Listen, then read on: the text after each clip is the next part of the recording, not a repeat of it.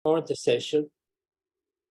And then I will ask everybody to have a camera because we would like to really meet you and really get to know you if you haven't been here before. And the other thing I'm going to tell you once we start. Okay, this is the second forum, and I would like to start by checking with you the objectives of the meeting. Actually, this is a progress assessment.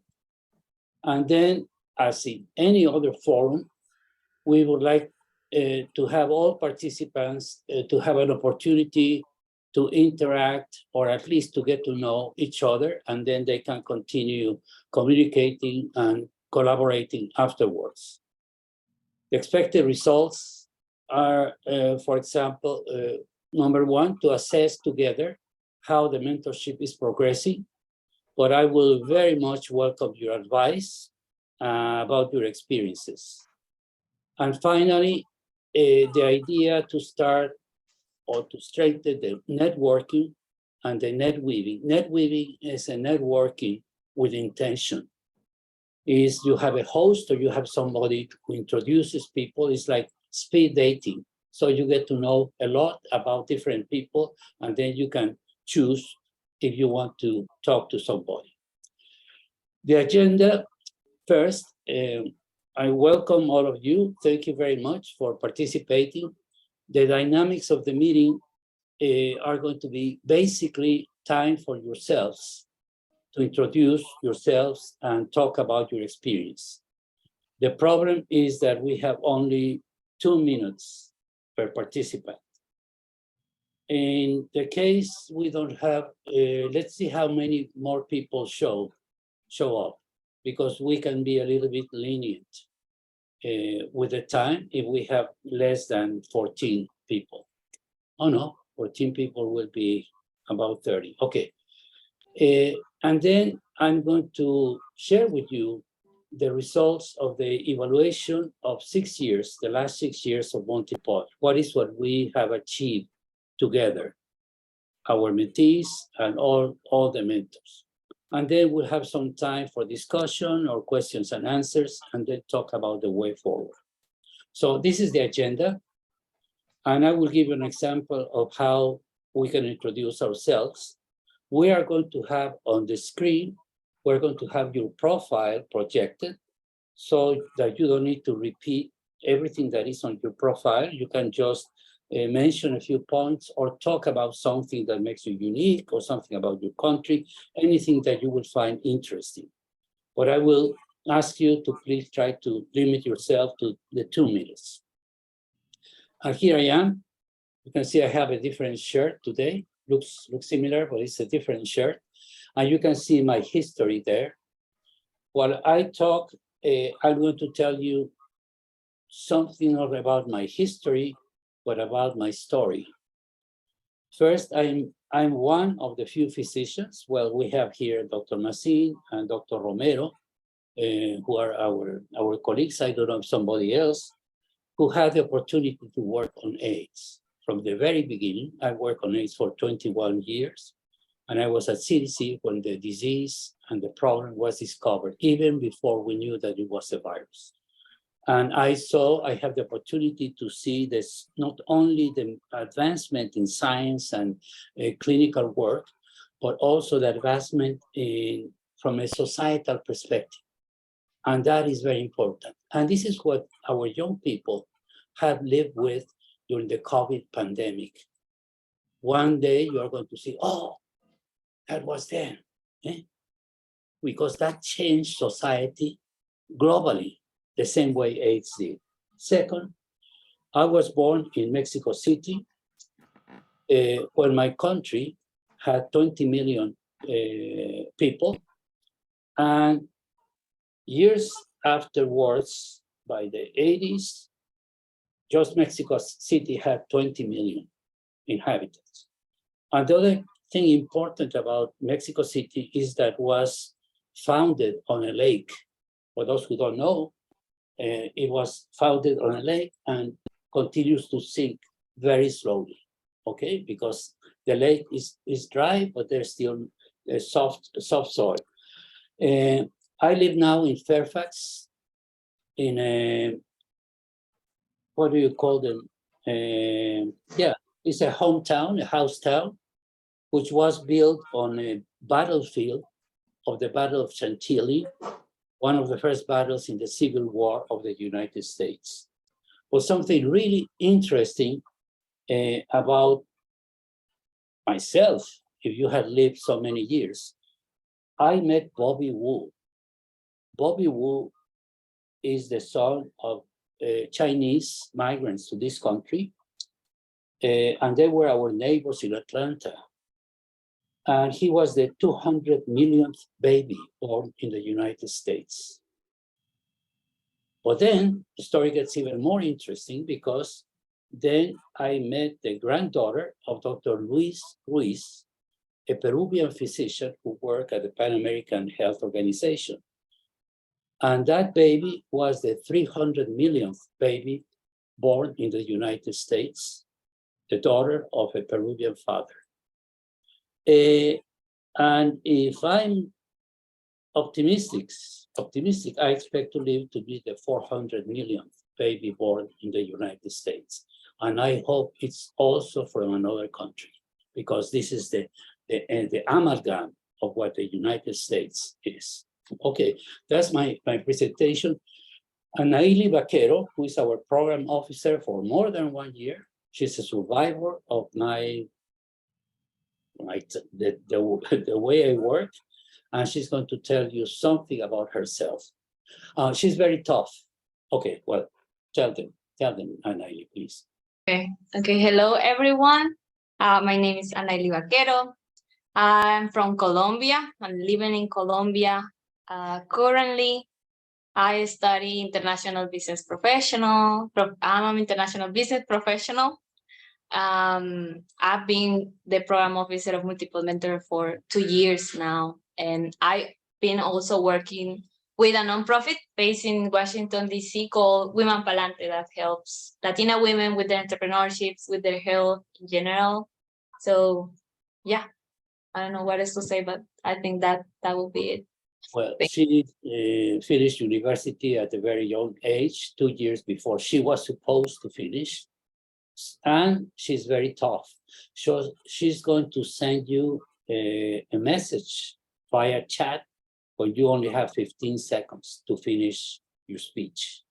Okay, so, and she's very tough. And I can tell you that. She looks very sweet, but she will ask you to do that. Okay.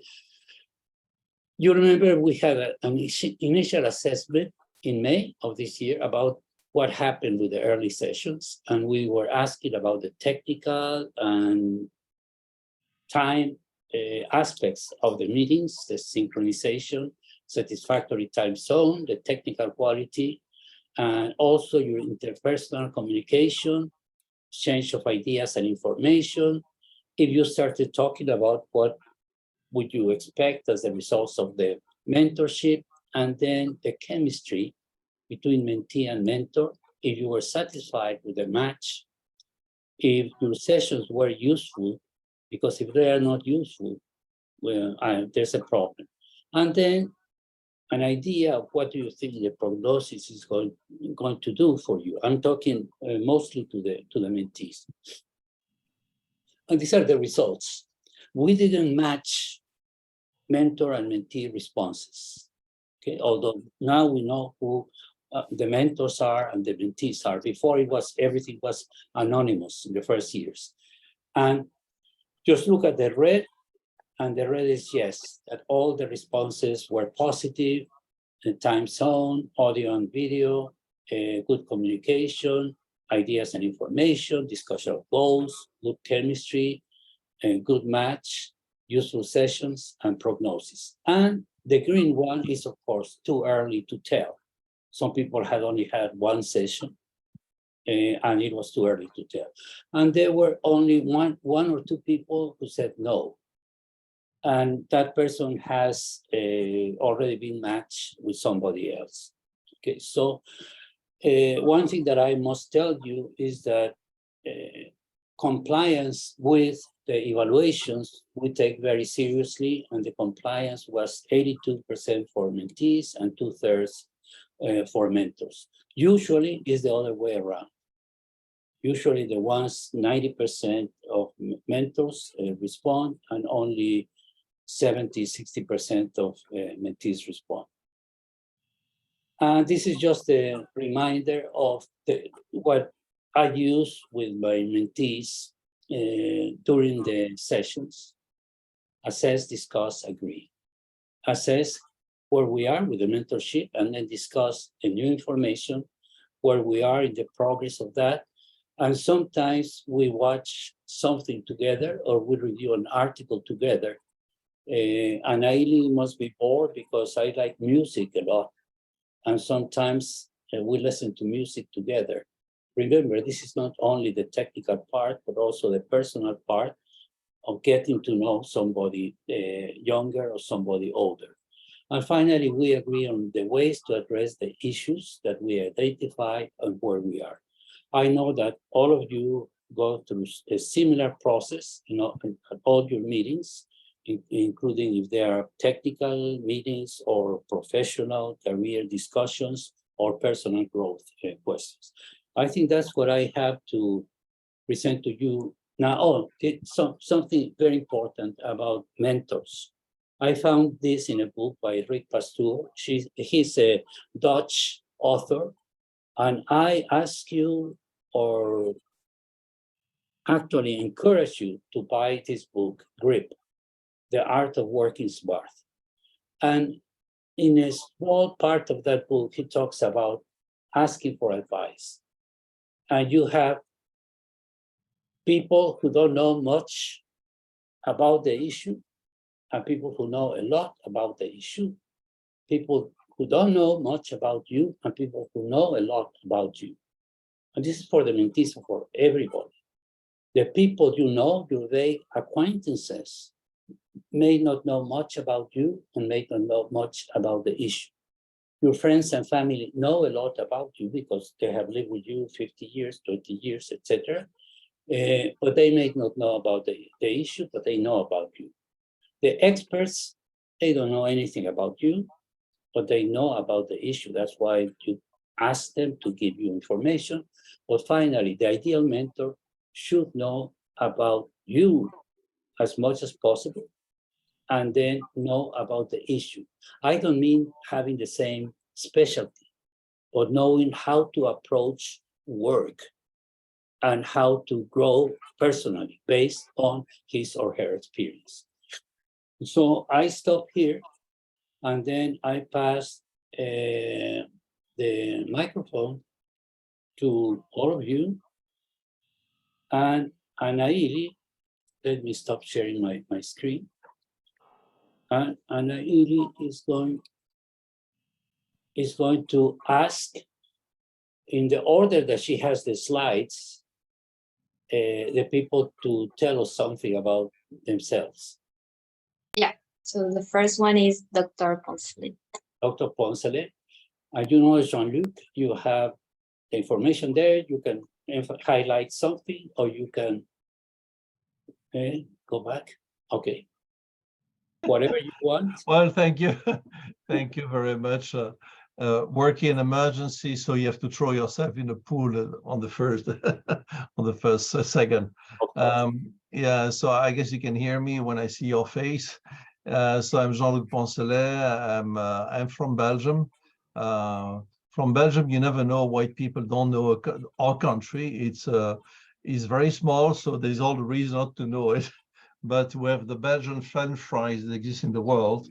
Although they're called French, you have to know that they are Belgian originally, and we have been stolen even the good thing that we have. So we have exportable. I've lived in Latin America and the US for most of my professional time. I work in disaster response, and I've been so involved in most of the emergencies in Latin America, and especially in Haiti. I've been a representative of WHO in Haiti, and I left there my soul, my friends. It's a fantastic country. Everybody has to be there. It's a country of the future, but we don't know it as yet. I don't know. I live now in Washington, and I just make some exercise. So I'm sorry, I should be a bit sweaty. Very nice to meet you all. Really enjoy to be part of the initiative. It's now, I think, 3 years I'm in it, and it has been always absolutely fantastic experience to meet people who are smarter than I am, sometimes wiser than I am, where you can exchange a fantastic experience. So thanks so much for the opportunity. Over. Thank you, Jean-Luc. I want everybody to look, when we have a mentor, to look at the last line, because that's the advice that he or she is given to somebody entering our field. And the other thing I want to say about Dr. Poncelet is that he's very modest. I'm not talking about his life, but I'm talking about the chocolate in Belgium and the beer in Belgium. So it's not only the Belgian fries, it's the chocolate. Well, then you have to go to chocolate, you have to go to beer. I'm home brewing. Then if you want to taste some of the good Belgian beer, home recipe, you have to try Come Home. Okay, thank you. So who is next? Who is next? Okay. So Golnaz, are you there? Yeah. Okay, good. Welcome. So Yeah. happy to see you again. Thank you. Yeah, I'm graduated from Master of International Health in Netherlands. I'm from Iran, and I'm here in Netherlands since 2021. And after my graduation, it was difficult for me to finding job or going through PhD position. Yeah, I actually lost my way somehow, but during Oh, she froze. experience, because I learned a lot from him. I learned a lot, and now I have a good job, and yeah, I am really satisfied from mentorship meetings from Multipart, and yeah, that's it. Thank you, Golnaz. Thank you. Yeah. Okay. And something that is very interesting is that climate change and the environment have been identified by almost everybody as one of the main issues facing humankind in the 21st century. And we can see that with global warming. We have more than 30 centigrade Celsius here in Washington. Okay, so Golnaz, thank you. And who is next? Julio from Peru.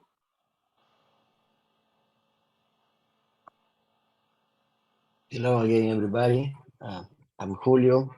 You are not at Yes, the I'm from You are not at the end. No, Okay. not this time. We're in holiday because tomorrow we celebrate the Independence Day in Peru. It's 28th of July. I have a meeting, honey.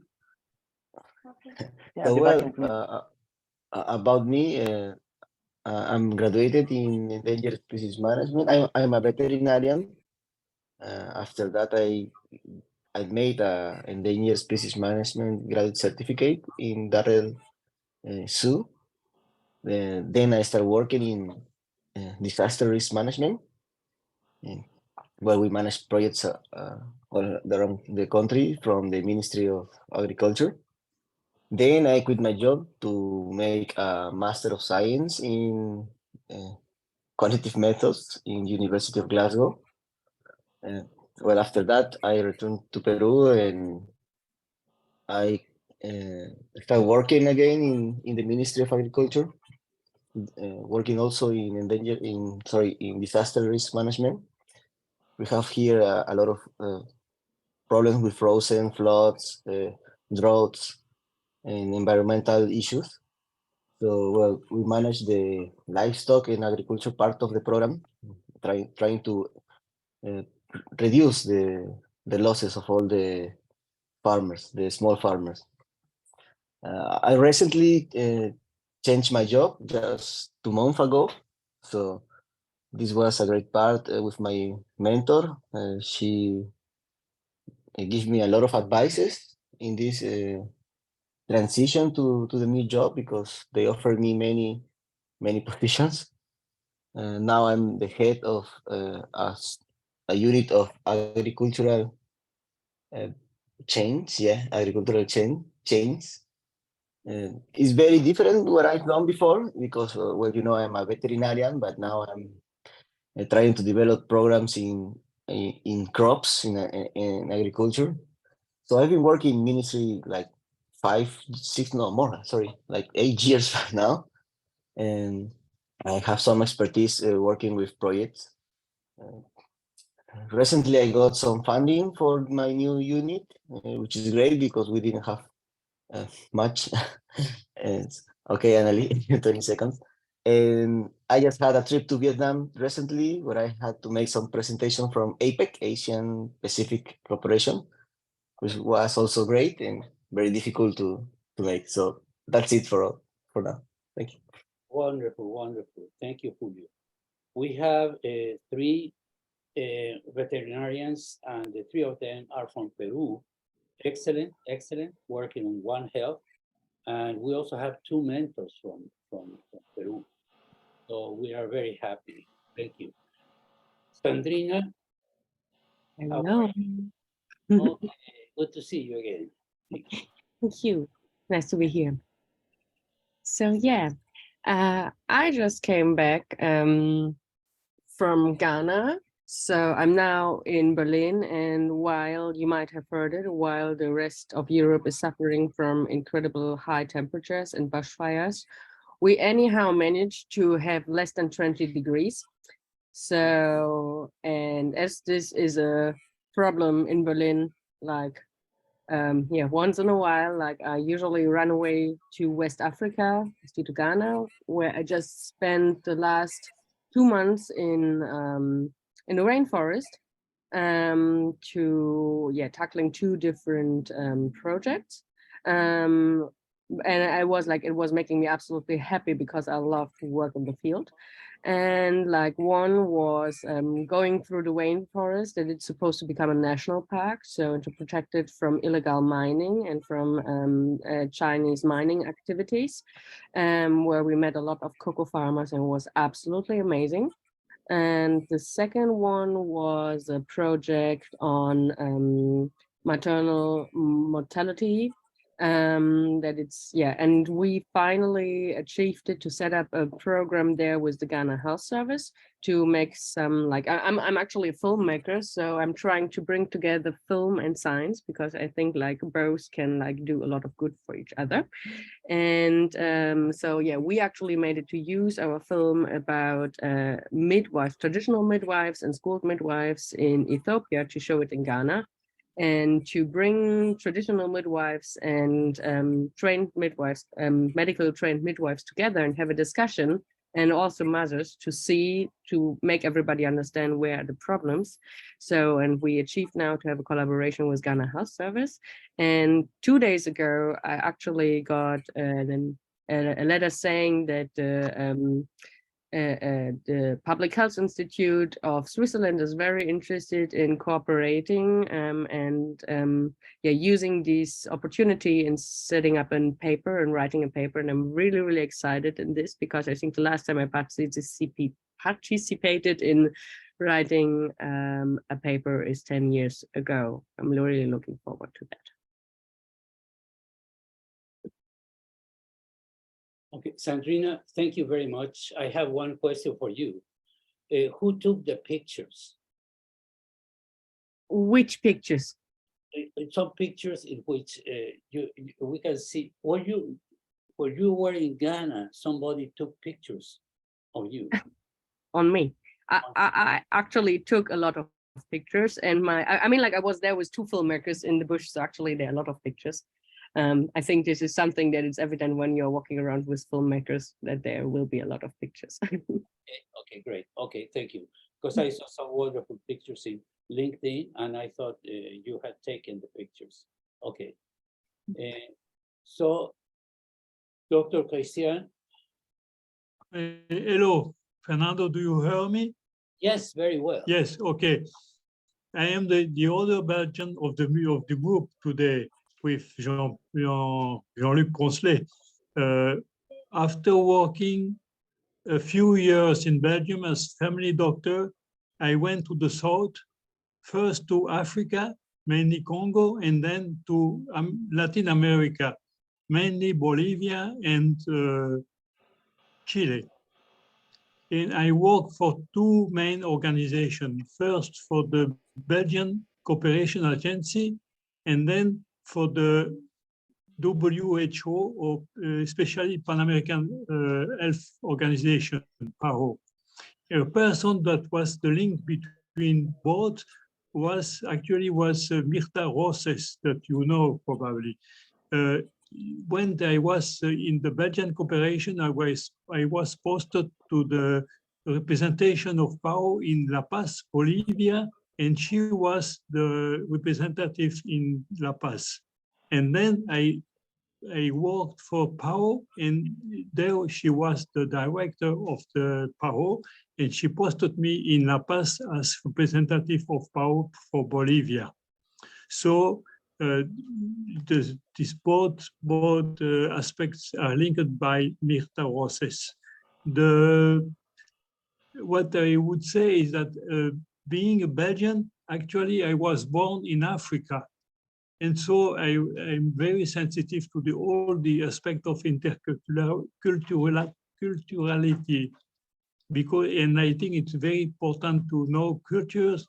You learn more about people in society with the culture than with other sciences, I think. Mainly that is what I would to say. Excellent. Thank you, Christian. Oh, my friend Olaf.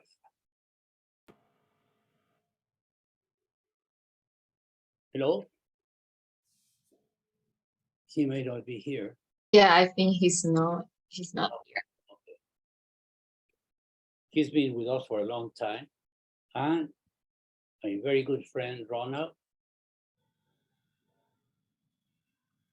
Hello, everyone. Okay. I'm not sure if you can hear me and you Yes. can see me. Perfectly. Yeah. Yes. Okay. Well, it's a good thing. Well, earlier, my daughter, she activated the microphone, so I'm sorry because I think you heard me speaking over. Sorry for that. But well, my name is Ronald. I'm a veterinarian from Costa Rica. I have some background in training in epidemiology, and I work today, and it's been like this for the last almost 60 years now for the World Organization for Animal Health here in Paris, France.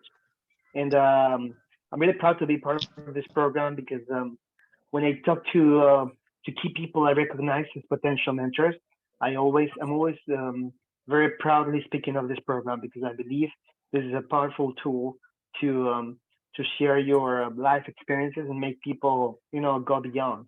I believe this is very powerful. Well, what can I tell you about me? Well, I'm a musician. This is my passion. Music is my passion in life, other than my job, and of course my family, which is what matters most for me. I've been recording and producing for the last 2 years my first solo album under the name of The Divine Paradox. That's the name of the artist. That's my artistic the name of my project. So I wrote all the music and shared with some musicians friends and some other musicians. So they recorded for me the parts. We put all of it together, and now the last 2 songs are almost ready, and I will be releasing the full album in October, which is the month of the awareness of depression. because this album is a tribute to my late brother who died to suicide back in 2017 in Costa Rica due to problems with depression.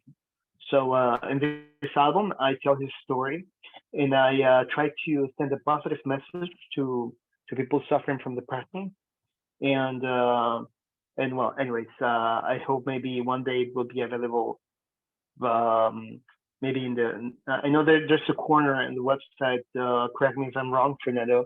There's a corner for artistic and some other type of contribution, similar types of contributions at the website, if I'm not mistaken. So maybe when it's if that's functional, I can share the link to my music and to the videos I've produced. But anyways, I would love for you to hear the music I make.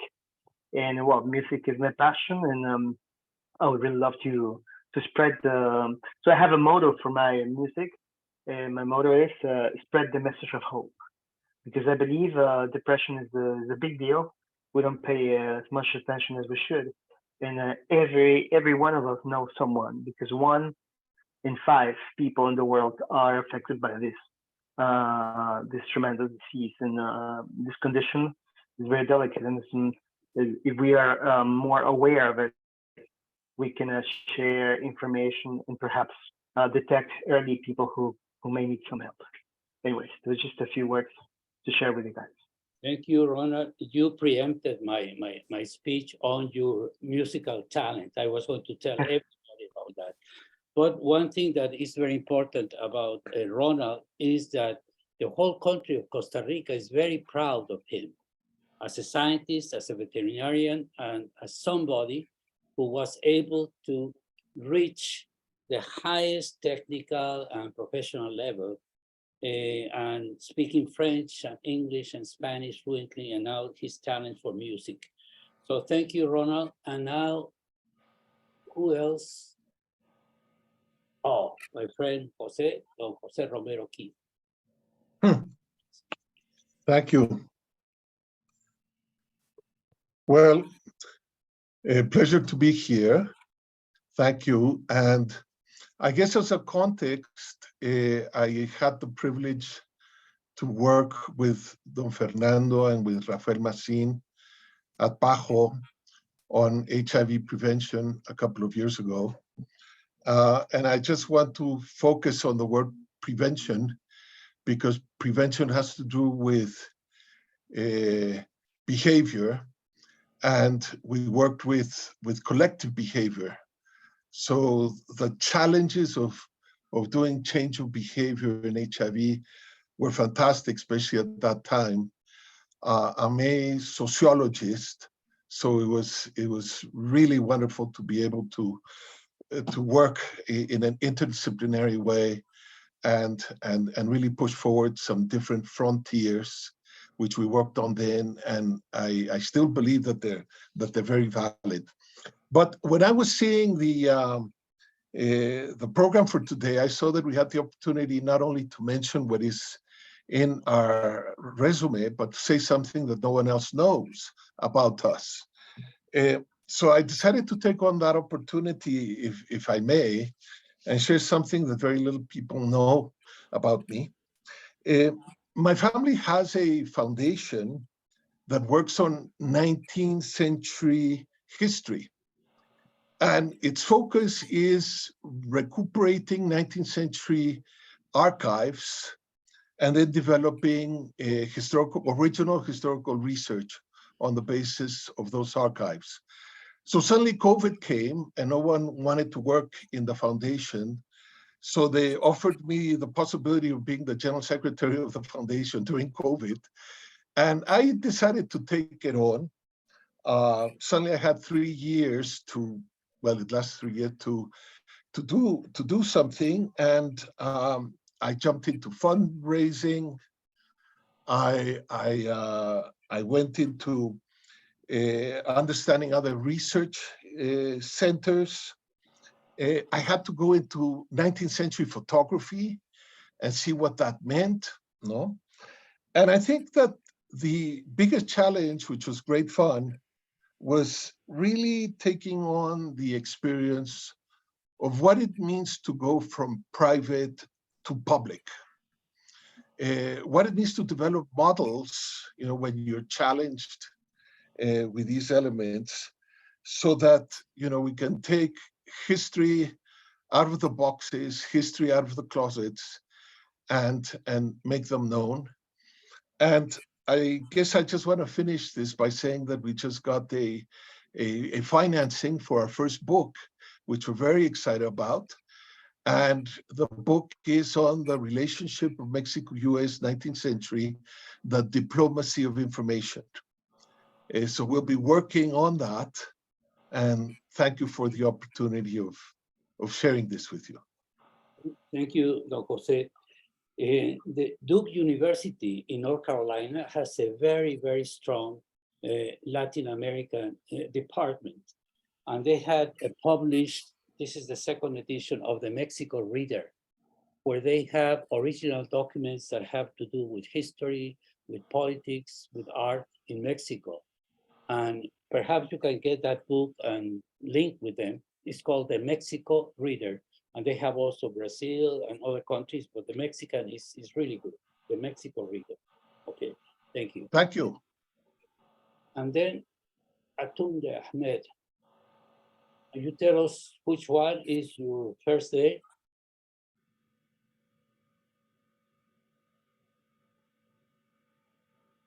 Is Atunde here? Yes, he's here. I don't know. Can you hear me? Oh, okay. Atunde, how are you? Yeah. My name is Atunde Olaiwaju Ahmed. From Nigeria. I was living between Ilorin, an Asian city in the north. I studied law during my bachelor, and after the study of law, I started the transition into public health. And it's inspired by a number of things, including the fact that I have noticed that a whole lot of policies relating to health are made within the corners of power. However, they affect people living in the far end of the country. And as such, there is a need for persons to delve into the study of how health policies are being made and how it affects people. My work experience covers private and public sector. I have worked on the post-conflict redevelopment of the Northeast region of Nigeria, where I currently live. The Northeast region of Nigeria has been under the attack of non-state actors, terrorists, for the past 11 years. And as a result, a whole number of young change makers are required in the region to exacerbate the process of post-conflict redevelopment. So working with my mentor, Mazin, on this project has been a whole lot of eye-opener for me.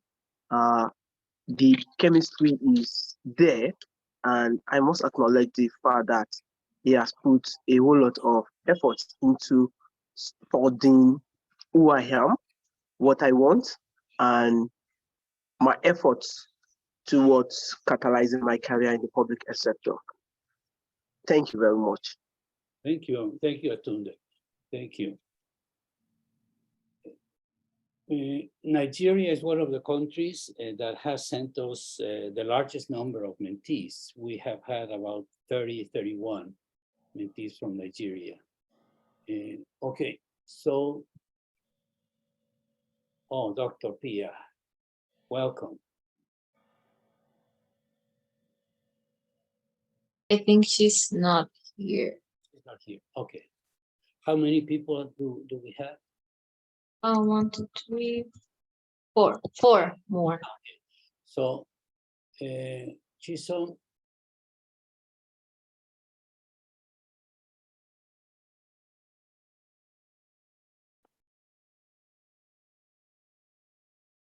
Is she here? Yes, yes. I don't know. She can hear us.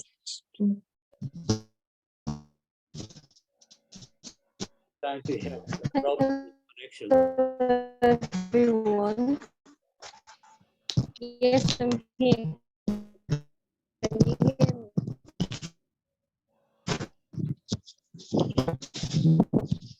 Hello, Amy. I can hear you. No, Hello. no. Hello, can you hear me now? Yes, yes. Oh, Chisom, how are you? I'm fine. Hello, everyone. Good to see you. Good to see you again. Okay, good to see you too. All right. So my name is Chisum. I was born in Enugu, Nigeria. I currently stay in Lagos. I studied parastrology and entomology and for my bachelor's degree. So post graduation, I worked in a private health organization, but while after that, my interest is then Yes. shifted a bit to the financial. So currently, I work as a finance analyst. I work as a finance financial institution. So with the multiple dimension, So we cannot hear you. I still do. Currently, I'm working on climate effects of climate change and Yeah. Chisom, we cannot hear you. See, there's a technical issue there. Perhaps we can go back to you. Go back to you at the end of the presentations and see if the sound is better then. Okay. Let's go. Pooja, how are you? I just met with your mentor last week. Yeah, I don't see her in the list either. She's not here. Yeah, I don't know. Nope. Okay. So, Dr. Masin, perfect. By the time I was about to retire, after close to 30 years working in the field of HIV, as Jose Romero mentioned, many people said you will have time now for a big rest. But I didn't have in my plans the idea of sleeping long naps, taking cruises, going to beaches, taking long vacation, because I think I was bitten by the mosquito of curiosity and restlessness. And I immediately started working in consultancies almost the day after I retired, and in mentorships with Multipod and other type of mentorships. I enjoy being a mentor because I learn a lot. The exchange with the mentees is very enriching. I have had the opportunity to work with people from different countries who are very, very smart. With them, we have produced scientific articles that have been published, and I'm very proud of that those outcomes. At present time, I'm reading a book that I would like to recommend to everybody because it's very, very useful for the purposes of mentors and mentees in Multipod. The title of the book is Contagion, and the author is Jonah Berger. Is about how big ideas catch up, how people learn things about public health, about other issues, even why people prefer certain type of meals or toothpaste, for example. What are the influences or what are the factors that influence people? I'm going to put in the chat the title of the book because I think it's worth reading it. So this is one of the things I'm doing. Other things I'm doing is practicing music and learning foreign languages, which is another passion of mine. So that's it. Thank you. Thank you, Rafael. Is there somebody else? Yeah, well, Wealth, the last one. second year. Yeah. Can you hear me? Yes.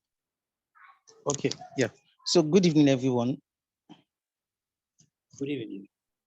Yeah. So my name is Wealth Okete. I am from Nigeria. I was born in Sapele, Nigeria, in southern Nigeria, Sapele. So I'm a biochemist, and shortly after university, I took an interest in science communication. And so I've been pursuing that passion for a couple of years. So like recently, I merged my interest in science communication with my research interest in immunology research. And I launched a podcast to start communicating science in immunology from Africa last year. That was in August. So by next week, Tuesday, the podcast will be 1 year old. And I think it's something I've done that I'm really proud of because apart from the fact that there's no other podcast like that's focused on immunology research from the continent, I feel like African immunologists have been doing a whole lot, contributing a whole lot, but there's been really no platform, informal platform, apart from journal articles to amplify their works and, let citizens of the continent and beyond know how it affects them. So that's what I've been up to. I have keen interest in immunology and infectious diseases, particularly viral diseases and vaccine development. And I'm hoping, I plan to pursue graduate school education in that field. So my mentor is Dr. Mahdi Abdel Wahab, and I've had a really amazing time with him. There's been lots of, I've gained clarity, and then he has also kind of stretched me to take up some tasks that I naturally would not want to explore. And yeah, so I'm enjoying the mentorship, and I look forward to kind of spending more time with him even beyond the program. Thank you. Wonderful. Wealth, you really honor your name. You are bringing scientific wealth to Africa and to the world. So I really commend you for that. Okay, we have only 6-7 minutes left, and I have prepared to share with you the evaluation of the last 6 years and a follow-up of the 5 last classes. But I think we cannot do that. Or maybe we can do one of those in 5 minutes. But what would you prefer? We can have a Hans, if you would like to know the evaluation of the last 6 years or the follow-up of the classes of 17 to 21. Or I can send you the slides, so there's no problem. Because I think it's really, really important that what you have done, just share your own experience and your background.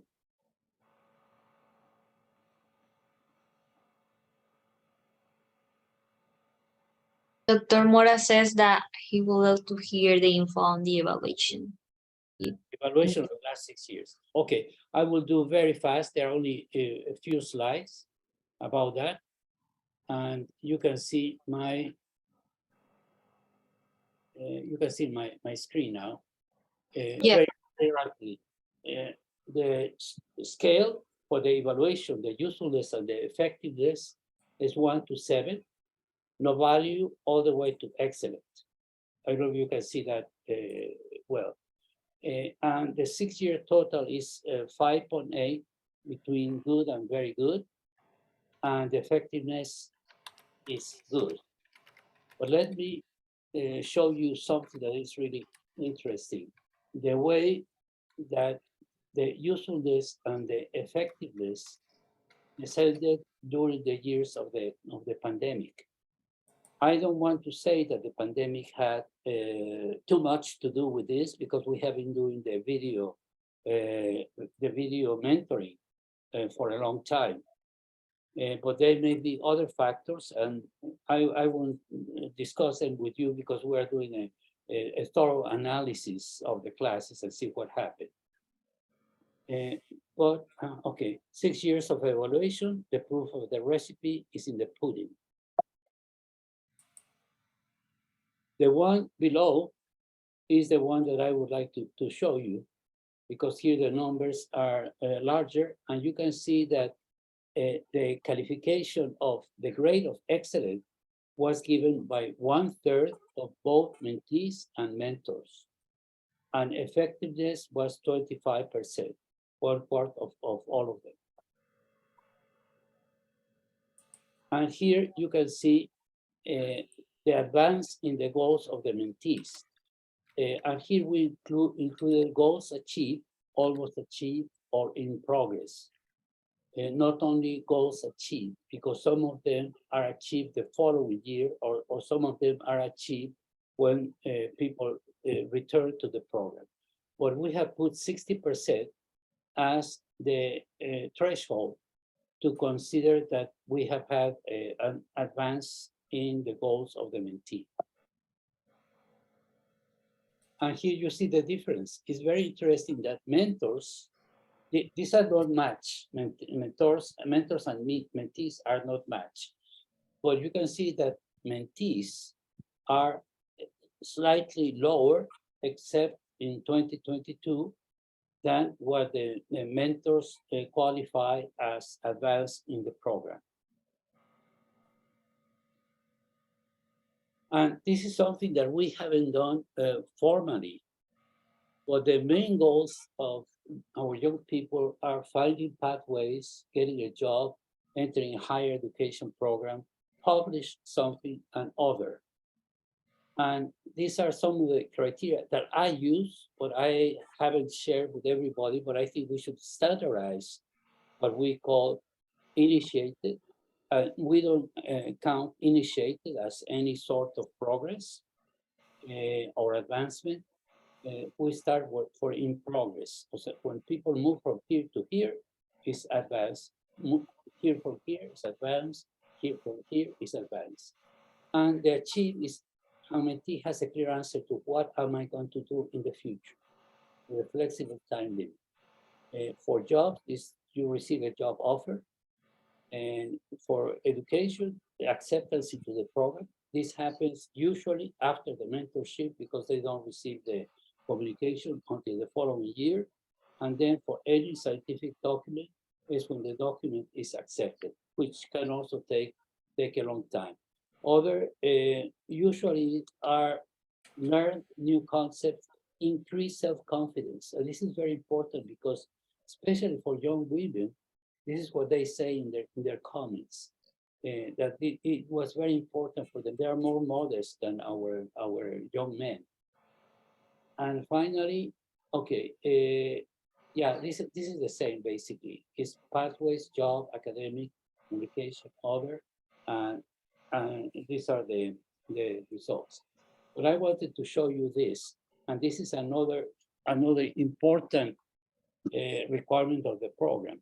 Have 7 or more sessions. And if you look at the 6-year total, you can see that the differences are statistically significant, 67% versus 91%, those who have 7 or more sessions. And the same, thing about effectiveness, 54, 6 or less sessions versus 86, and also statistically significant. And we have the same with each one of the outcomes of the mentorship. So I think we are right in asking people to have 7 or more sessions. The follow-up of the 5 classes, the only thing that I want to show you,